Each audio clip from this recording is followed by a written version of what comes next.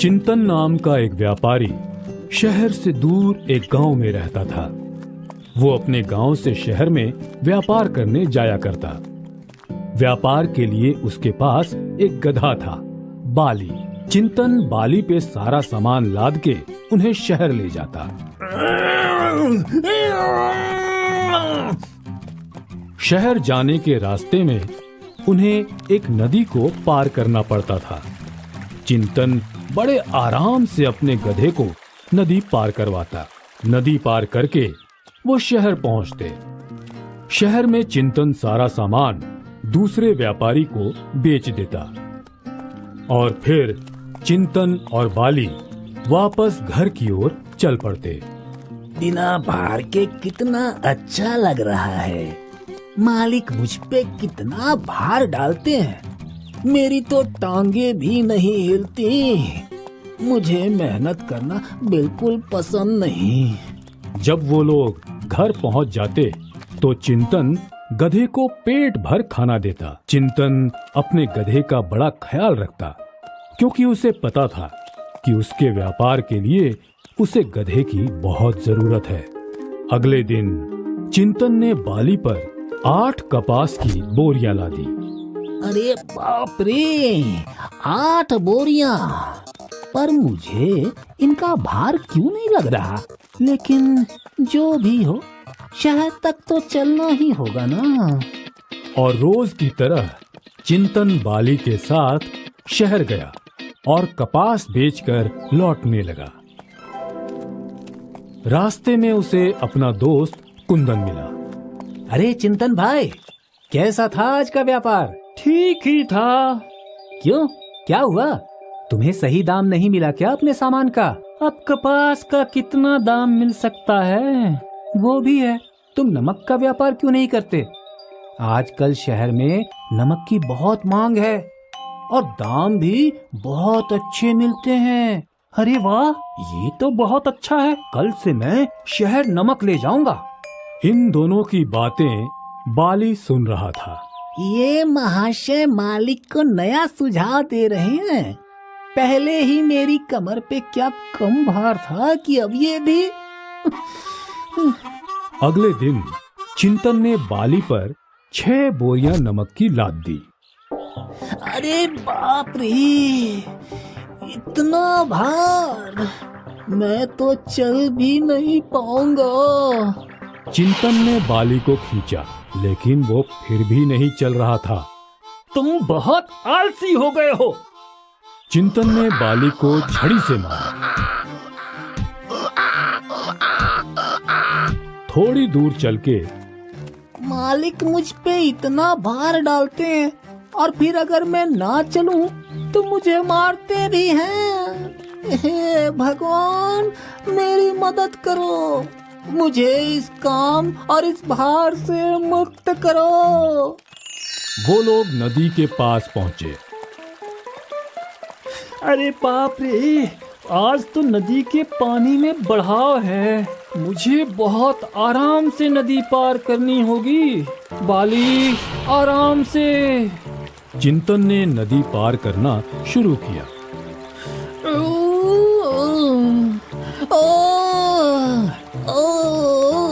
बाली डर के मारे चिल्ला रहा था। नहीं! और डर के कारण उसका पैर फिसला। अरे नहीं! चिंतन ने बाली को किनारे खींचा और उसने नमक की बोरी खोली। नमक तो गायब हो गया। सारा नमक नदी के पानी में घुल गया। अच्छा हुआ मैं बच गया, पर मेरी कमर का भार पूरा गायब हो गया। लगता है भगवान ने मेरी प्रार्थना सुन ली और इस नदी को जादुई बना दिया। बहुत नुकसान हो गया, लेकिन कोई नहीं, कम से कम तुम ठीक हो। अब जब नमक है ही नहीं तो मैं शहर में क्या बेचूंगा। चलो वापस चलते हैं। दोनों ने वापस चलना शुरू किया। अरे वाह, आज तो मुझे शहर जाना नहीं पड़ा। और अब पूरा दिन आराम भी कर सकूंगा। अगले दिन चिंतन ने नमक की 5 बोरियां बाली पे लादी। दोनों ने चलना शुरू किया। नदी के पास पहुंचे। चलो अच्छा है, आज नदी का पानी कम है। हे जादुई नदी, आज भी मेरी मदद करना। दोनों नदी में उतरे और बाली फिर वही पानी में बैठ गया। फिर से? पर कैसे? और दोनों वापस घर लौट आए। अगले दिन फिर वही हुआ। बाली फिर पानी में बैठ गया। लगता है बाली ये जानबूझकर कर रहा है। बहुत आलसी है ये। इसे कल सबक सिखाता हूँ। अगले दिन चिंतन ने बाली पे 8 बोरियां कपास लाद दी। आज भार तो बहुत हल्का है, पर मैं शहर थोड़ी न जाऊंगा। मैं तो आराम करूंगा। दोनों नदी के पास पहुंचे। हे जादुई नदी, मेरी मदद करना। अब देखता हूँ। चिंतन वहीं किनारे खड़ा रहा और बाली नदी में कूद गया। पर इस बार जब वो उठा, अरे बाप रे, ये तो बहुत वजन हो गया है। हे भगवान, ये आपने क्या किया? मेरी मदद करना क्यों बंद कर दी? अब तुम ये सब उठा के शहर जाओगे। बहुत सयाने समझते थे ना खुद को, हाँ? बेचारा बाली इतना भार उठा के शहर की ओर चलने लगा। अब मैं कभी उस नदी में नहीं बैठूंगा। बाली ने अपना सबक सीख लिया। इस दिन के बाद बाली फिर कभी नदी में नहीं बैठा और चिंतन का व्यापार अच्छा चलने लगा।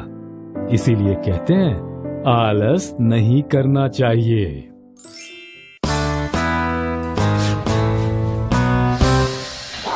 एक बार की बात है, एक धोबी का गधा था।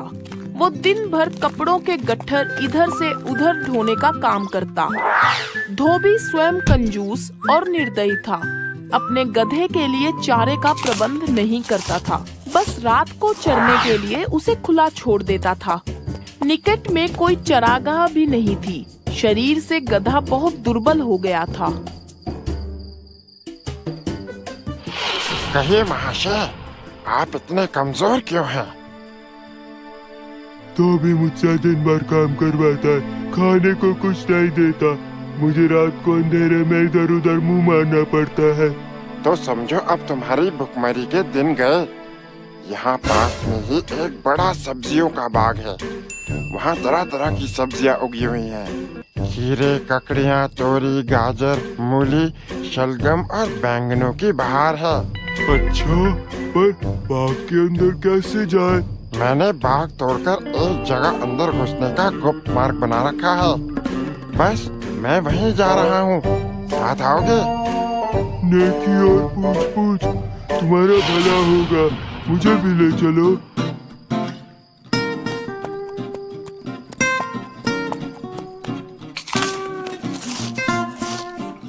मजा आया? महीनों के बाद पेट भर कर खाना खाया। मैं तो तरस गया था। तुम्हारा ये एहसान कभी नहीं भूलूंगा। अब से मैं तुम्हारे साथ रोज रात को आऊंगा। गधा अब मजे मजे में धोबी के पास गया। वाह रे गधे, तेरा तो शरीर भर रहा है, बाल भी चमकने लगे हैं और चाल में मस्ती आ गई है, काम में भी फुर्ती आ गई है। कहाँ चरने जाता है रात में? मालिक, वो राज की बात है। आप तो बस काम करवाओ मुझसे जितना चाहे। अब मुझे आपसे कोई शिकायत नहीं है। बस रात को छोड़ देना चरने के लिए। हाँ हाँ, मुझे कौन सा रात में काम रहता है जो तुझे रात में भी बांध के रखूं? एक की जगह 10 खेत चर के आ, मुझे क्या। बस ध्यान रखना, अगर चौकीदार के हाथ लग गया तो बहुत मार खाएगा। आप उसकी चिंता मत करो, वो मैं संभाल लूंगा। दिन भर काम करने के बाद रात को गधा जाकर अपने दोस्त गीदड़ से मिला। आज धोबी मेरी हालत में सुधार देखकर हैरान हो रहा था। होगा ही, तुम्हारी तबीयत अच्छी तरह हरी जो हो गई।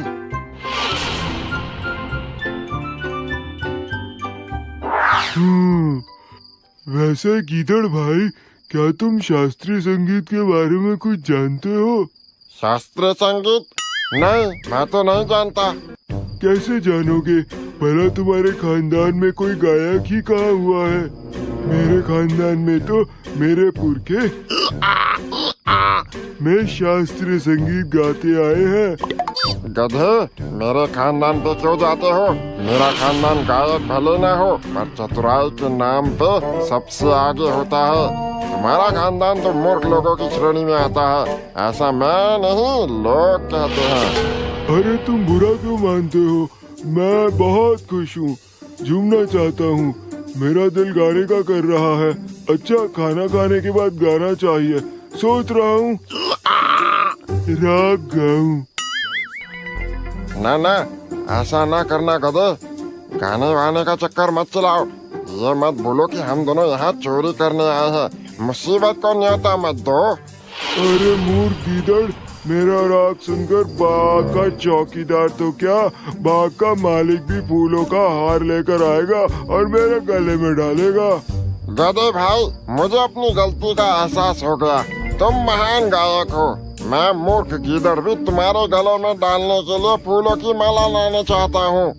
मेरे जाने के 10 मिनट बाद ही तुम गाना शुरू करना, ताकि मैं गाना खत्म होने तक फूल लेकर लौट सकूं। ठीक है, जाओ।